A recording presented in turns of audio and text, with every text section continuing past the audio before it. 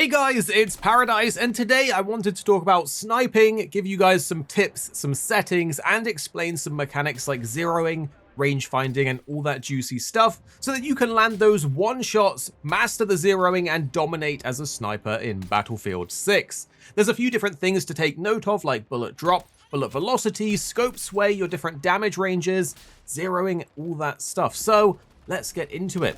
Sniping in Battlefield 6 is actually proving to be really satisfying, even though it's only in beta right now and we only have this one single actual sniper rifle option, and it doesn't even have a super high zoom scope, but I am assuming we're going to get a lot better scopes in the full game, so for now we have to make do with the 6 time.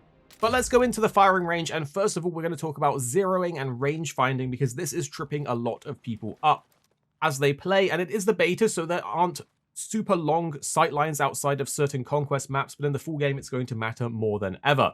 The first thing to note, as you can see at the bottom right, just above our ammo count, is our zeroing distance. If you're playing on mouse and keyboard, it will be B. You can see this goes from 100, 200, 300, 400, up to 500, and then back down to 100. What this effectively does is impact if our bullets will actually land where we're aiming at over those distances. And there's a few different ways to find out how far a target is away from you in order to actually zero in correctly. So for most of the CQB maps and the smaller maps, just keep it at 100. But for those larger maps, those longer conquest snipes, you're going to want to be changing this because it does make a big difference on actually hitting a headshot or completely missing, as your bullet will drop over distance. That's why zeroing is a thing. So the first thing to note of is if we go right the way at the back, we can actually see that this target is just over 100, so it's not going to make a world of difference on sniping it. But we actually do have an attachment, which is the range finder. I'll show you it in the attachment screen in a sec. But this allows us to very easily and pinpoint accurately zero in our scope to exactly what we want it to be. Otherwise, we have to do it in those increments of 100 to 200, 3, 4, 5, and so on. Now, the first thing to know is if you don't have the rangefinder, you haven't unlocked it yet, you can actually ping, and the ping will show you the distance that you are away from that ping in meters, giving you an idea of what to manually zero to. So if you don't have the rangefinder, pinging is a great way to do it, and you will naturally understand the distances over time. But if you do have the rangefinder, if we zoom in on a target and we actually hold down that B button, so instead of tapping it to change it, we hold it, you'll see that it actually updates to what we're looking at. So this is 108 meters away, whereas the very back will be 117 meters away. And if we're within 100 meters like this first target here, we'll just set it to 100 because that's the lowest that it can be set to. So looking at a target and holding B is going to be the best way to get the precise and exact amount of zeroing that you want if you have the rangefinder gadget on your actual sniper rifle. Doing this in matches does make sniping a lot easier, especially if targets are running super far away or just peeking their head. You really want to get that pinpoint accuracy as you zoom in and shoot. So basically, if you have the rangefinder on, hold B before taking your shot at long range. It will zero it, just as you've seen there, 109 now, and then you will land those headshots, those little one-taps without a problem. So when you zoom in, you will notice that as we look at this target's head, there is actually a bit of sway, which if we do the further away target, makes an even bigger difference from completely missing the headshot to landing it. And the sway will gently move around our crosshairs. If you hold shift on mouse and keyboard, you'll get a vignette and you'll hold your breath, which you can only do for a limited time, but it makes it perfectly still so you can land those easy headshots without a problem.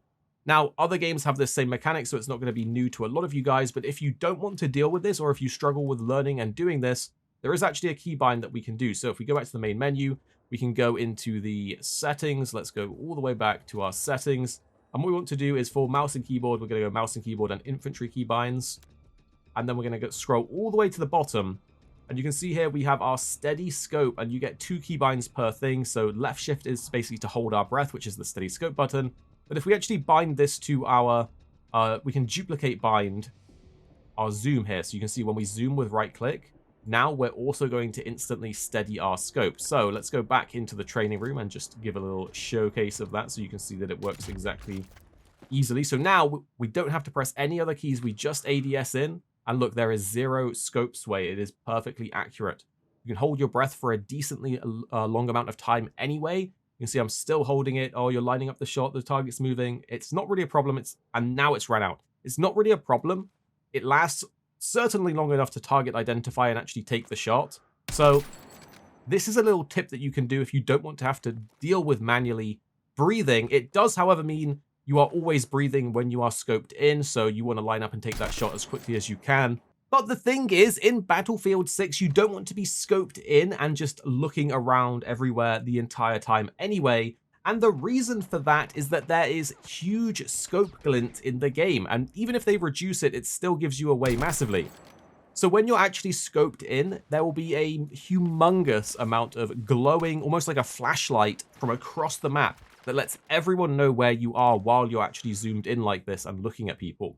So you only want to zoom in when you're ready or just about to take the shot, otherwise you're giving your position away to everyone.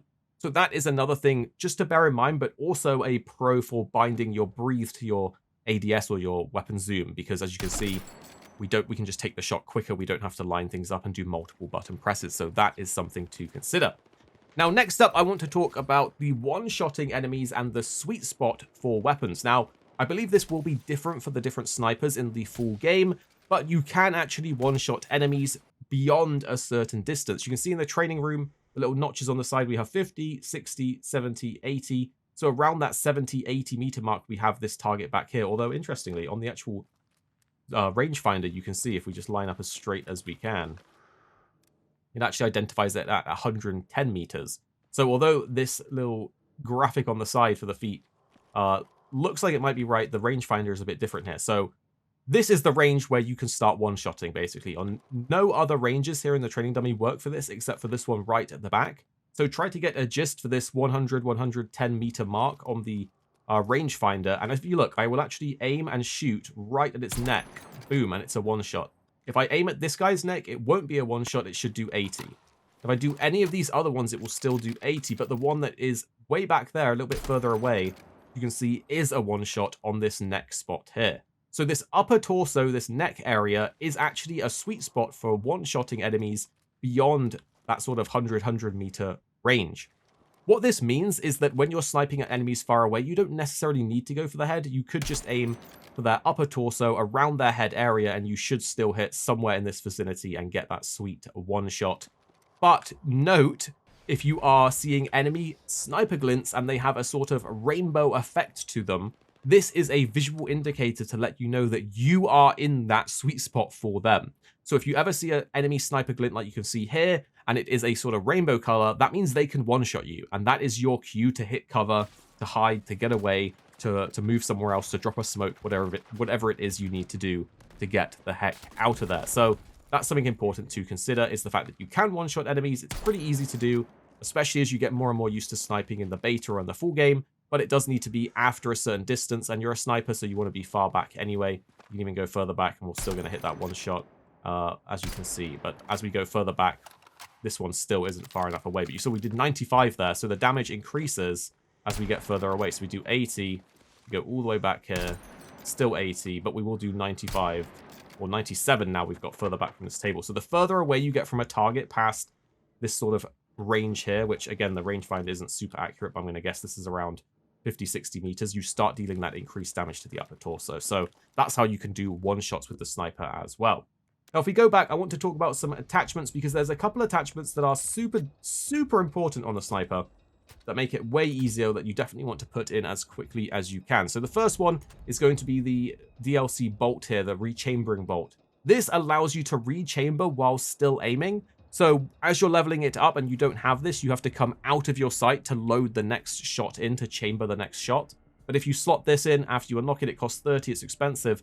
This is vital for just getting those quick follow-up shots if you need them to finish off an enemy if you missed a one-shot.